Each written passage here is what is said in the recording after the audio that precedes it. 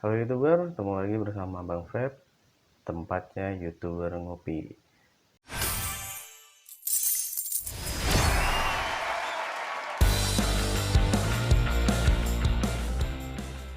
Di video kali ini aku akan membahas tentang modul barista yang sempat aku upload di beberapa waktu yang lalu.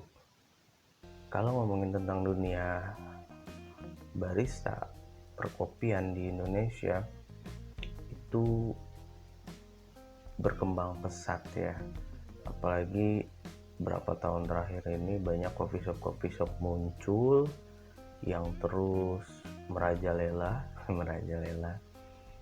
Maksudnya banyak coffee shop yang muncul, baik yang coffee shop modern yang benar-benar langsung wah besar, tetapi nggak sedikit juga loh yang anak muda itu mereka buka secara minimalis, menggunakan gerobak atau juga kontainer box. Nah itu biasa mereka patungan dengan beberapa sahabat mereka, tapi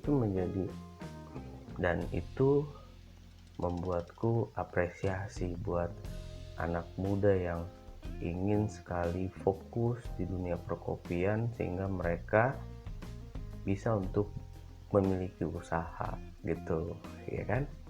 Nah seorang barista itu wajib tahu tentang sejarah kopi, tentang sejarah kopinya, dari mana asalnya, pertumbuhannya seperti apa, perkembangannya bagaimana, bisa sampai ke Indonesia, bisa sampai ke dunia. Nah para barista ya wajib mereka untuk tahu tentang sejarah kopi.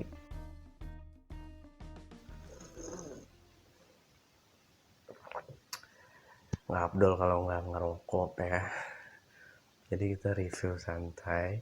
Kalian juga harus siapin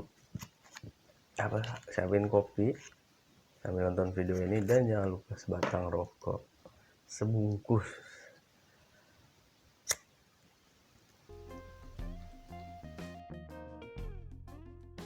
Kopi adalah jenis minuman yang berasal dari ekstraksi biji tanaman kopi, dan kata kopi sendiri itu berasal dari bahasa Arab, yaitu kahwa, yang berarti kekuatan, karena pada awalnya kopi digunakan sebagai makanan berenergi tinggi. Nah terus kata kahwa ini kembali mengalami perubahan menjadi kahve yang berasal dari bahasa Turki, terus berubah lagi menjadi koffie dalam bahasa Belanda. Penggunaan kata koffie segera diserap dalam bahasa Indonesia, yaitu kopi atau ngopi.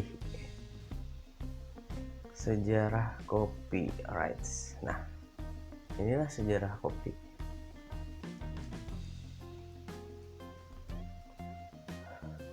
Semua tentang kopi berawal dari sini teman-teman.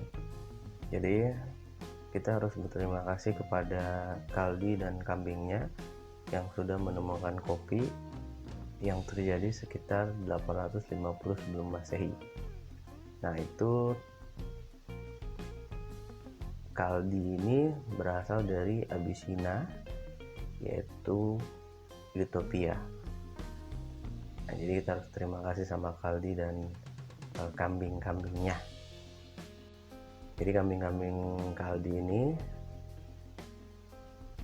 mengalami hiperaktif, jadi kayak loncat-loncat sendiri, kambing-kambingnya ketawa sendiri, cengengesan sendiri. Jadi si Kaldi ini bingung kenapa gitu kan, terus dicek, oh ternyata kambing-kambingnya ini memakan buah beri-berian liar gitu.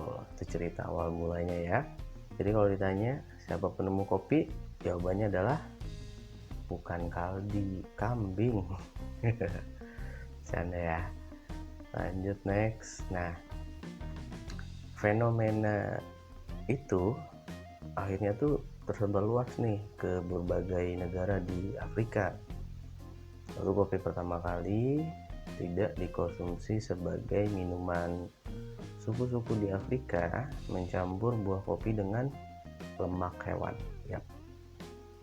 dan minuman anggur sebagai makanan penambah nutrisi. Jadi penemu kopi itu ya bangsa Afrika. Lalu penyebaran kopi di dunia. Nah, kenapa bisa sampai datang ke Indonesia? Pasti ada istilahnya penyebaran. Nah, di beberapa abad kemudian, sekitar 525 sebelum Masehi, itu kopi udah masuk nih ke Timur Tengah, daerah Timur Tengah melalui negara Yaman.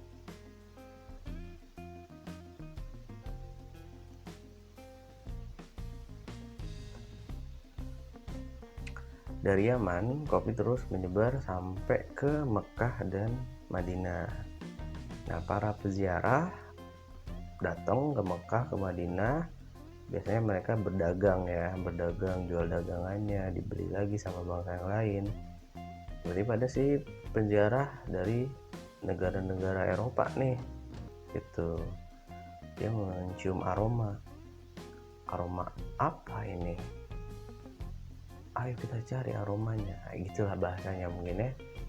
Carilah aromanya, ternyata ada pedagang yang menjual kopi, dibelilah sama peziarah ini. Nah, kayak gitulah ceritanya ya. Itu cerita versiku gitu. Nah, dibawalah ke negaranya masing-masing. Nah, akhirnya pada pertengahan abad ke-16, minuman kopi itu udah menyebar nih sampai ke Mesir, Syria, dan Turki. Tuh, udah pernah ke Turki? Pernah dong. Ya, kalau aku belum. Do you know? Tahukah kalian, bangsa Arab adalah bangsa pertama peminum kopi, gitu. Jadi bangsa Arab yang memiliki peradaban yang lebih maju pada waktu itu daripada bangsa Afrika, nggak hanya memasak biji kopi, tetapi mereka ngerebus juga nih untuk diambil sarinya, atau bahasa bekennya sekarang itu krema. Nah, kopi di Arab itu disebut anggur Arab. Orang Muslim dilarang minum anggur, sehingga mereka menggantinya dengan minum kopi. Nah, di modul ini aku tulis anggur no, kopi yes. Jadi buat kalian yang masih ngamer, stop dah. Ganti amer kalian dengan anggur Arab, yaitu kopi.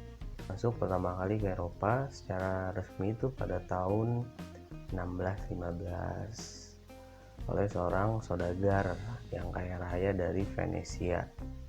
Ia mendapatkan pasokan biji kopi dari orang Turki, tapi kenyataannya jumlah ini nggak mencukupi nih kebutuhan pasar. Makanya dari itu bangsa Eropa mulai membudidayakannya. Kayak itu ceritanya. Nah, tapi kan waktu zaman dulu itu, penyebaran kopi di dunia, jadi bangsa Eropa tuh kemudian membawa bibit kopi ke tanah kolonialnya masing-masing, jadi tanah jajahannya. Kayak contoh Belanda itu kan menjajah Sri Lanka dan Indonesia atau Jawa. Dibawalah sama pihak Belanda bibit kopi tadi, ditanamlah di Sri Lanka dan ditanam juga di Jawa. Makanya kita harus berterima kasih kepada Belanda, karena kita bisa menikmati kopi dan mengenal kopi ya. Lalu Perancis ditanamlah bibitnya di Haiti, Kuba, Jamaika, Puerto Rico, dan Trinidad. Terus bangsa Portugis memasukkan bibit kopinya ke negara Brazil. Nah, kopi yang ditanam di daerah tropis ternyata mempunyai cita rasa yang baik, sehingga menyebabkan produksi kopi secara besar-besaran. Perbedaan kopi Arabica sama Robusta nih.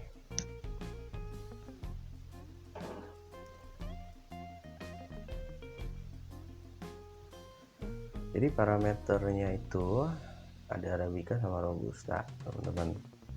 Kalau Arabica itu berasal dari Ethiopia, Robusta dari Kongo. Tahun ditemukannya, lihat-lihat di situ Arabica 1753, Robustanya 1895. Tuh. Lalu tumbuh pada ketinggian mdpl ya. mdpl itu meter di atas permukaan laut. Jadi Arabica lebih tinggi dibandingkan Robusta. Nah, untuk suhunya, suhu optimal berarti kan kalau dataran tinggi dingin ya, dingin suhunya. Nah, 16 sampai 20 derajat Celcius. Robusta bisa tumbuh di 21 sampai 24 derajat Celcius. Nah, kalau untuk jenis akar, Arabica itu lebih dalam. Kalau Robusta dia lebih dangkal. Lalu Arabica itu berbunganya itu setelah hujan. Kalau Robusta nggak tetap ya. Nah, produksi buahnya dalam 1 hektar itu dia bisa menghasilkan berapa ribu kilo gitu. Kalau untuk Arabica dalam 1 hektar kisaran 1.500 sampai 3.000 kilogram. Robusta lebih banyak lagi, kisaran 2.300 sampai 4.000 kilogram per hektar. Nah, kalau buah matangnya kayak gimana? Kalau Arabica tuh jatuh, dia udah merah, dia akan jatuh. Sementara kalau Robusta di pohon gitu. Waktu dari berbunga sampai dengan berbuah, kalau untuk Arabica itu kisaran 9 bulan, Robusta itu 10 sampai 11 bulan.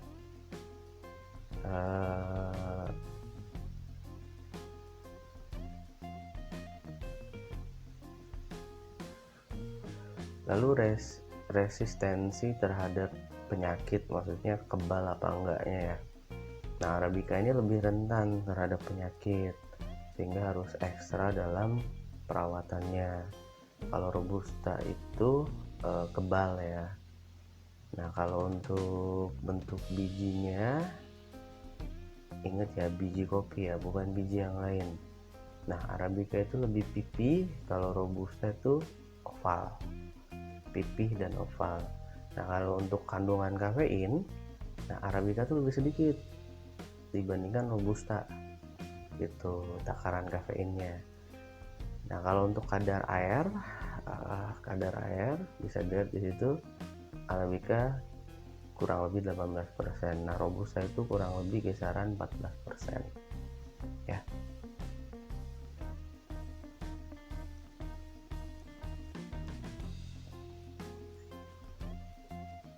Lalu dari segi aroma ya, setelah di sangrai itu Arabica lebih cenderung harum dan Robusta itu kurang harum. Dan di segi cita rasa atau tesnya itu Arabica lebih asam, kalau Robusta itu pahit gitu. Kalau untuk sifat kekentalan bodi itu ringan untuk Arabica, sementara Robustanya berat atau tebal ya. Nah, sifat kekentalan atau bodi itu apa sih? Jadi kalau kalian seduh kopi Arabica menggunakan alat manual, baik itu V60 atau misalnya pakai Aeropress atau French press, biasanya warna kopinya itu agak kemerah-merahan gitu, kayak teh. Nah, itu yang jadi kayak teh gitu, dan terlihat tembus pandang Nah, sementara kalau Robusta itu lebih cenderung gelap ya, hitam gelap gitu. Nah, itulah tadi sejarah singkat tentang kopi ya. Jadi kalian harus tahu tentang sejarahnya, jangan sampai nggak tahu. Nah, dan ini masih sejarah kopi di Indonesia. Orang Indonesia itu memiliki kebiasaan minum kopi selalu ditambah gula. termasuk aku dulu. Jadi 1 sendok kopi gulanya bisa 3 sendok. Jadilah 1 gelas kopi. Nah, ternyata belakangan terbukti rumus ini salah. Kenapa salah? Oke. Sejarah kopi menjawab, mengapa harus pakai gula? Karena kopi di Indonesia umumnya kopi robusta yang cita rasanya itu dan kualitasnya di bawah dari Arabica. Jadi untuk meningkatkan cita rasanya maka perlu ditambahkan gula. Betul. Sejarah, budaya, dan barista. Seorang barista yang baik perlu mengetahui sejarah kopi dan budaya masyarakatnya terkait minum kopi. Jadi kalian itu harus tahu sejarah kopinya, harus tahu tentang budaya masyarakatnya terkait minum kopi, karena kan setiap provinsi itu di Indonesia itu beda-beda loh cara penyeduhannya. Kayak di Aceh ada yang namanya kopi Sanger, terus ada yang namanya kopi tungku dan sebagainya. Nah, itu kalian harus tahu akan adat dan istiadat gitu. Jangan mentang-mentang udah jadi barista semuanya ngomongin tentang mesin, espresso, latte, cappuccino, kayak gitu kan. Kopi tradisional di Indonesia kalian lupain. Nah, nggak seperti itu juga. Jadi alangkah baiknya semua informasi yang berkaitan tentang kopi disimpan, disaring, dan diedukasikan kembali ke teman-teman yang lain itu. Jadi menjadi seorang barista itu ya teman-teman bukan hanya sekedar bikin minuman kopi, bukan hanya sekedar bikin espresso, coffee latte, V60 atau manual brewing, tapi menjadi seorang barista harus tahu apa itu yang namanya menyiapkan area kerja, bagaimana cara mengolah bahan baku, bagaimana pengoperasian peralatan, mesin-mesin, serta kelengkapan area bar, bagaimana menjalin komunikasi dengan para kolega, customer, temen, kayak gitu. Jadi pembelajaran tentang dunia barista itu luas. Jadi kalau barista di luar negeri itu, teman-teman, mereka adalah ujung tombak. Sama di Indonesia pun sama. Bahwa di saat kalian sudah menjadi seorang barista dan ditempatkan suatu coffee shop atau kalian punya usaha sendiri untuk coffee shop, berarti kalian adalah seorang ujung tombak dari usaha itu. Jangan hanya tahu tentang ngulik kopi, tetapi tahu apa yang harus dilakukan di saat kalian sudah berada di area bar. Itu pesanku buat kalian. Barista di luar negeri itu benar-benar adalah ujung tombak dalam suatu coffee shop, di mana para customer atau pelanggan datang ke suatu coffee shop itu bukan karena merek coffee shopnya, bukan karena tempatnya yang nyaman, bukan karena fasilitasnya yang oke, tetapi karena baristanya. Di mana ada barista yang sudah mengambil hati para customer atau pelanggannya, ke coffee shop manapun barista itu pindah, maka customer setianya akan terus mengikutinya.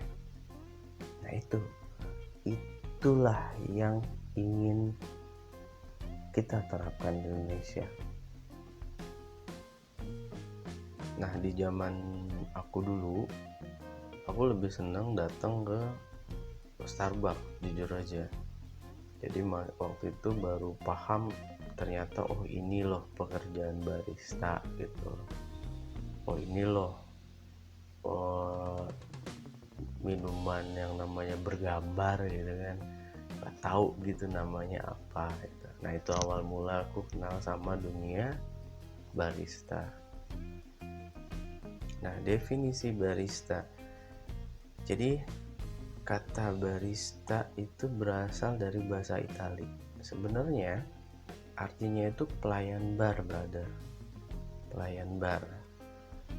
Tapi karena terdengar keren dengan sebutan barista gitu. Barista itu adalah sebutan untuk seseorang yang pekerjaannya membuat dan menyajikan kopi yang berkualitas. Makanya di modul ini aku garis bawahi yaitu kopi berkualitas kepada pelanggan. Meracik kopi instan umumnya nggak disebut sebagai barista gitu, karena mereka sudah bahan bakunya tinggal gunting doang, tuang ke gelas, udah itu kasih air panas.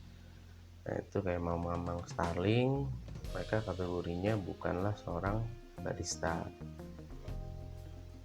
Jadi barista itu selalu dikaitkan dengan keahlian meracik secangkir kecil kopi yang disebut dengan espresso dan turunannya.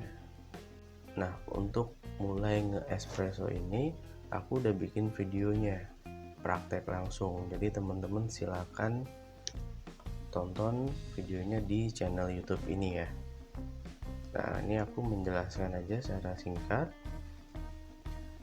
Jadi untuk membuat kopi espresso yang nikmat itu kalian harus dapat biji kopi yang berkualitas, mesin espresso yang baik, teknik meracik yang baik dan benar oleh seorang barista. Nah di sini biji kopi berkualitas, kalau nggak mau pusing nih kalian pilih aja kopi jenis Arabica blend ya, Arabica blend atau house blend, antara Arabica dicampur sama Robusta. Perbandingannya bebas, tergantung selera kalian. Intinya Arabica itu asam ya, sementara Robusta itu pahit. Jadi kalian coba kombinasikan Arabicanya mungkin sekitar 70%, Robustanya mungkin 30%. Nah itu bisa dicoba. Atau untuk kopi kekinian, Arabicanya bisa di 30%, Robustanya 70%. Nah itu, terus jangan asal beli. Kalau perlu datang langsung ke tempat yang ngerosting gitu. Lihat gimana mereka memproses, bagaimana mereka mempackingnya. Dan roaster yang baik biasanya membeli kopi nggak sembarangan dari pedagang. Biasanya mereka beli dari petani langsung, dari grup mereka sendiri. Jadi saranku, cintailah kopi-kopi Indonesia, kopi Nusantara. Jangan membanggakan kopi dari luar negeri, tapi banggakanlah kopi Indonesia. Terus makmurin petani-petaninya. Satu butir biji kopi jatuh kebuang, di situ tuh ada darah petani, bro. Jadi hargai mereka, kasih harga yang baik buat mereka. Jangan hanya sekedar ngambil untung aja. Ini mau cari biji kopi yang murah, ini mau apalah segala macam, ya boleh murah tapi rasional gitu. Itu aja tuh, apalagi buat pembisnis. Buat kalian yang punya coffee shop, saran gue adalah kalau memang itu masih ada untung setiap satu cupnya, nggak ada salahnya kalian beli dengan harga yang lumayan tinggi jika memang itu langsung beli ke petani ya. Sebagus apapun, secanggih apapun mesin espresso yang kalian miliki, tapi kalau kalian tidak punya ilmunya, tidak tahu cara pengoperasiannya, maka kopi yang dihasilkan pun akan jauh dari kata sempurna. Itu. Terus belajar, apapun kendalanya, walaupun kita belum bisa beli mesin yang harganya puluhan juta, setidaknya teman-teman bisa ngumpulin uang untuk beli mesin yang harga di bawah 5 juta. Nah, meracik espresso yang baik dan benar itu nggak cuman asal pencet. Jadi kalau kalian udah punya mesin espresso, jangan pencet-pencet doang. Pahami tombol-tombolnya, bila perlu lihat buku panduannya ya. Lalu kenali semua alat pendukung dengan baik dan benar, kayak temper, tamping mat, knockbox, thermometer, timer, scale. Nah, itu dipahami dulu semuanya. Masuk ke dalam area bar, jangan langsung bikin, lihat dulu mesinnya, ini ada tombol ini, ada tombol ini, ada tombol ini, baru segera bikin gitu. Kalau kita udah bisa bikin espresso walaupun pakai mesin kecil, di saat kita dikasih mesin yang besar harganya ratusan juta, kita pasti bisa. Yang penting kita paham dulu mekanismenya seperti apa. Nah, di sini ada peralatan nih ya. Di sini ada peralatan yang pertama diperlukan itu pasti mesin espressonya. Itu harganya ada yang dari 5 jutaan, ada yang di bawah 5 jutaan juga untuk pribadi atau rumahan. Terus bahkan sampai ada yang ratusan juta untuk bisnis. Untuk merek-merek mesin espressonya banyak banget juga.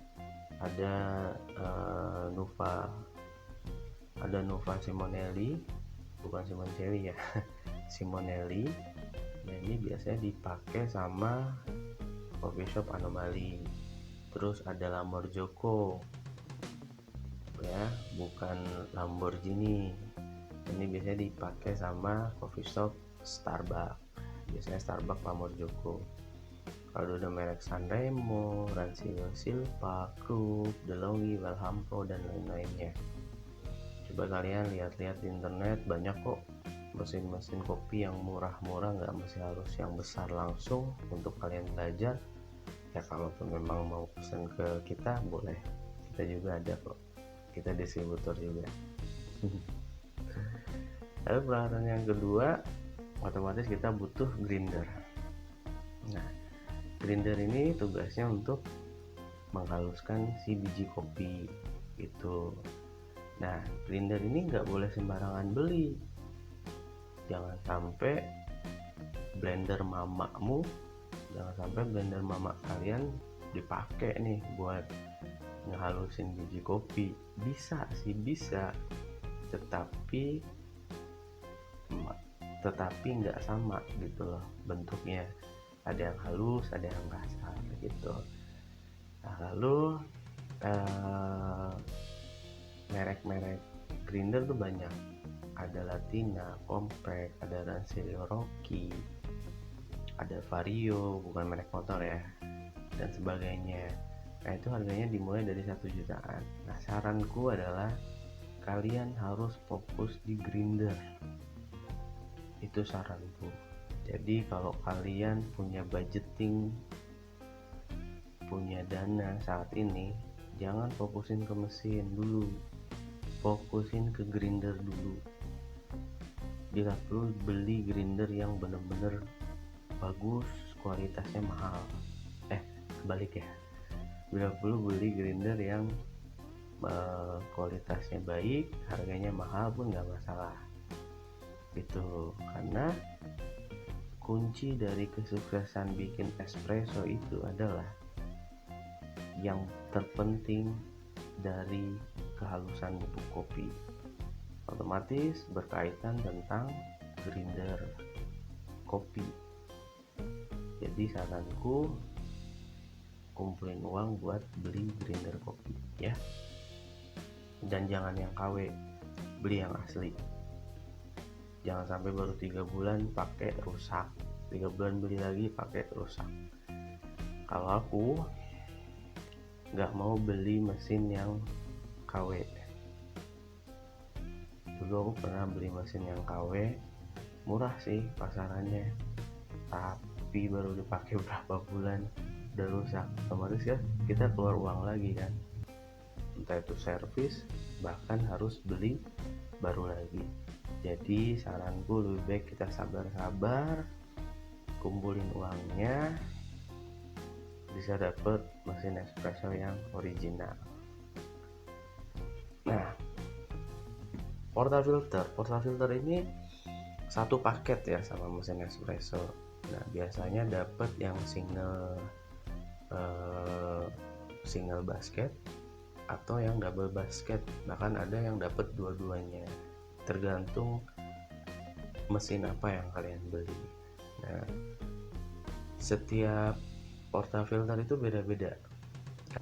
Nah, portafilter ini ukurannya macam-macam nih.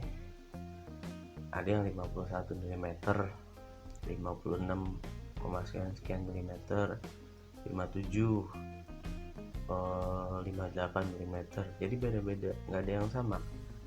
Kayak Rockpresso nih, Rockpresso itu punya portafilter dengan diameter 51,6 mm gitu. Tapi kalau di mesin-mesin besar itu biasanya di 57 sampai 58 mm gitu. Lalu temper. Nah, temper ini jangan beda diameternya dengan portafilter. Jadi kalau misal portafilternya 51 mm, berarti kalian harus cari temper yang 51. Jadi harus disesuaikan dengan portafilternya. Nah, ini namanya temper nih. Temper. Nah, temper ini ada beberapa macam modelnya. Gitu. Ada yang plastik, ada yang baja. Ada yang plastik, ada yang baja. Terus bentuknya itu ada yang datar seperti ini, ada yang cembung. Nah, itu tinggal teman-teman beli aja sesuai kebutuhan, atau bila perlu beli dua-duanya, mau yang datar sama yang cembung dibeli biar tahu perbedaannya. Oke. Lalu peralatan yang kelima yang diperlukan itu knockbox. Ini tempat sampah khusus kopi barista. Biasanya kalau kalian ke coffee shop itu bunyi books. Nah, berarti itu baristanya lagi berantem di belakang. Nah, maksudnya itu berarti baristanya lagi buang bubuk kopi yang terdapat di dalam portafilter. Nah, terus ini tempat susu pitcher atau milk jug namanya. Tempat susu pitcher atau milk jug tugasnya itu untuk membuat latte art.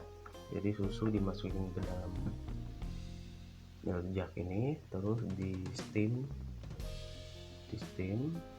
pakai uap panas, baru nanti terjadi busa gitu.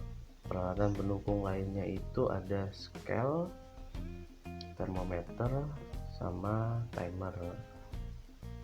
Oke, sama tambahannya itu seperti lap microfiber, terus air yang digunakan lebih baiknya itu ber-RO tinggi ya. Nah, meracik kopi itu adalah seni. Meracik kopi meditasi ya buat aku pribadi. Membuat espresso step 1, siapin gelas bla bla segala macam. Nah, ini nggak perlu aku jelasin, kalian tinggal cari videonya, rumus membuat espresso judulnya, rumus espresso, dan praktek langsung di channel YouTube ini. Nah, nanti kalian akan ketemu nih step by step cara membuat espresso ya. Jadi ini nggak perlu aku jelasin, tinggal kalian klik videonya dan kalian coba di rumah. Oke. Dan ini minuman turun Dan ini minuman turunan espresso. Itu ada macchiato, terus ada coffee latte, cappuccino. Tapi saranku adalah kalian fokus dulu untuk di espressonya. Sebagus apapun kalian bikin latte art, sebagus apapun penampilan kopi kalian, kalau espressonya gagal, maka rasanya pun akan gagal. Tapi sebaliknya, espresso kalian sempurna, sejelek apapun latte art kalian, orang pasti akan pesan lagi. Jadi saranku, fokusin di espresso, fokusin di induk kopinya dulu, baru kalian fokus ke latte art. Jadi aku mendidik beberapa anak untuk belajar kopi, semuanya itu pasti pengennya tuh latte art gitu. Tapi seperti itulah, kita menjadi seorang panutan untuk mereka. Kita pun harus lebih baik dari mereka, bisa mengayomi. Itu aja. Oke YouTuber, itulah pembahasan tentang modul barista yang sempat aku upload di beberapa waktu yang lalu. Nah, kita akan ketemu di video-video berikutnya. Dan buat kalian nih yang mau request untuk tutorial apa yang kalian perlukan, terutama khususnya di dunia kopi ya, silahkan komen aja di bawah, nanti aku akan bikinkan tutorialnya. Baiklah kalau gitu, dari studio rumahan Bang Feb cabut dulu. Terima kasih dan jangan lupa subscribe.